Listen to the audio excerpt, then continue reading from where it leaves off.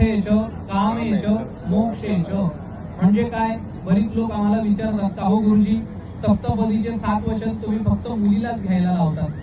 तर त्या सर्वांना सांगू इच्छितो की सर्वप्रथम पुरुष आणि स्त्री या दोघांना पण सारख्याच प्रकारचे वचन आहेत, सारख्याच प्रकारची जबाबदारी दोघांना पण आहे। सर्वप्रथम पुरुषाला 4 प्रकारचे वचन घ्यायला सांगितलेले आहेत आणि मग नंतर उर्वरित 7 वचन जे असतात तर ते वधू घेत असते।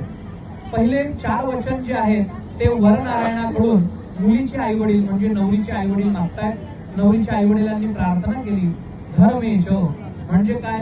तर आमच्या कन्येचा तुम्ही धर्मानुसार सांभाळ करायचा आहे। मग आता पतीचा धर्म काय आहे बरं? तर पतीचा धर्म आहे की पत्नीला पिक्चरला घेऊन जायचं आहे, पत्नीला शॉपिंगला घेऊन जायचं आहे, हो की नाही?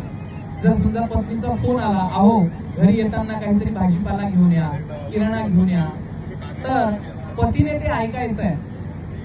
हा पतीचा धर्म आहे का? तर हो, संसार हा दोघांचा आहे, त्यामुळे दोघांनी पण एकरूप होऊन तो संसार करायचा आहे।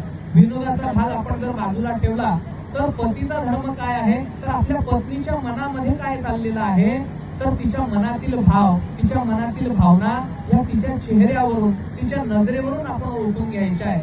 जर समजा एखाद दिवशी तिला काही बरं नसेल, तिचं काही दुखत असेल, तर ते आपण तिच्या चेहऱ्यावरून, तिच्या बोलण्यावरून, तिच्या नजरेमधून आपण समजून घेतलं पाहिजे की तिला काय त्रास होतो।